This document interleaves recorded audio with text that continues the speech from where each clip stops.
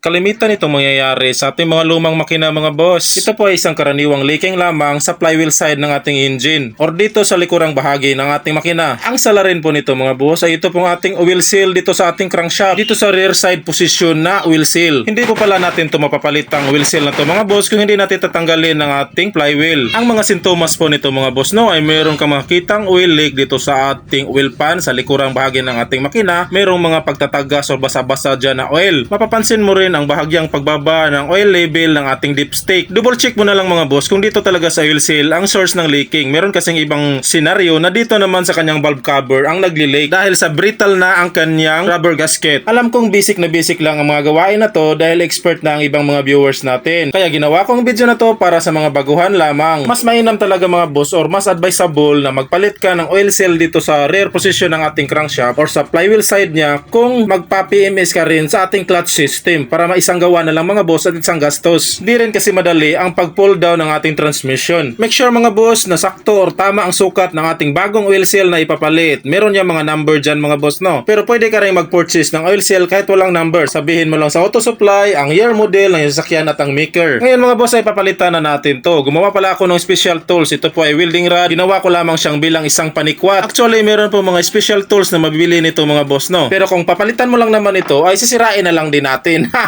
May ibang diskarte din pala dito mga boss no. Medyo matagal-tagal lang. Tatanggalin natin tong kanyang pinaka-housing sa ating oil seal. Pero di ko na ginagawa yun mga boss kasi nga medyo matagal talaga ang technique na yun. Ngayon ay gumagamit na ako ng flat screw mga boss. Mag-iingat kayo sa pagsikwat or pagligwat-ligwat nito no. Dahil pwedeng mag-crack yung pinaka-housing ng ating oil seal. Medyo malambot lang po kasi yan na metal. Ayan ang mga boss no. Kung nakikita nyo ay natanggal na natin at napakadali lang talaga. Basic na basic lang po talaga mga boss no. Pero ika nga natin, kung walang basic, walang power.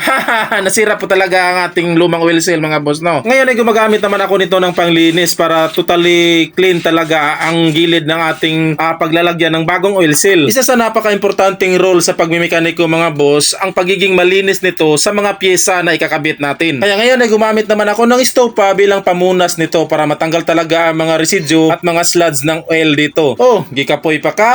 Lunalra! Ngayon mga boss ay ito na ang ating pinaka-finished product. So, yung sa loob na bahagi mga boss ay hindi na natin kailangan pang linisan yan. Dahil yan yung pinaka-stopper ng ating oil seal at dyan talaga siya uupo mga boss no. Ngayon ay ikabit na natin ang bagong oil seal. Askang ba nga mga boss? Napatay yung cellphone, nakala ko naka-video.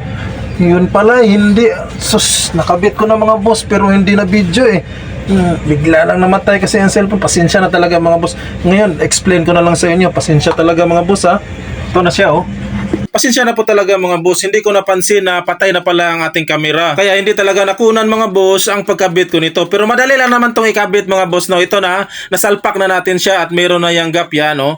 Nandun na yan, nakapunta na yan o nakaupo na yan doon sa pinaka-seating niya sa ilalim mga boss. No? Yung ating pinaka-stopper. So ang ginamit ko naman dito para pang pukpok para hindi siya masira mga boss. No? Ito lang luma niya na oil seal. Yan, ganyan lang ang plastada niya. So pagka nakabit mo na yung ating bagong oil seal ay lalagyan mo lang siya ng ganito, yung luma. Tapos pupukpukin mo ang gilid nito mga boss hanggang sa makapasok na ang ating oil seal. Dandahanin mo lang sa pagpukpok mga boss no dahil pwedeng madamage yung bago natin na oil seal. Kaya mas maganda talaga mga boss na i-hand-pitted or hand-pitting muna natin tong ating bagong oil seal. So itutulak muna natin siya gamit ang kamay bago natin lalagyan ng lumang oil seal. So sa punto na to ay goods na po yan. So ready na yan para kabitan ng flywheel. Kaya bago ko tatapusin ang video ay magsa-shoutout muna ako sa aking mga solid fans, subscribers and followers. Maraming salamat po sa walang sawang suporta sa pag-share ng aking mga video. Kahit minsan ay nabuburingan na kayo or mga walang kwenta ang ating mga video mga boss no ay sinishare nyo pa rin. Pagpapalain pa po kayo ng may kapal mga boss at ipagpapanalangin ko mga boss na sabay-sabay tayong mag-level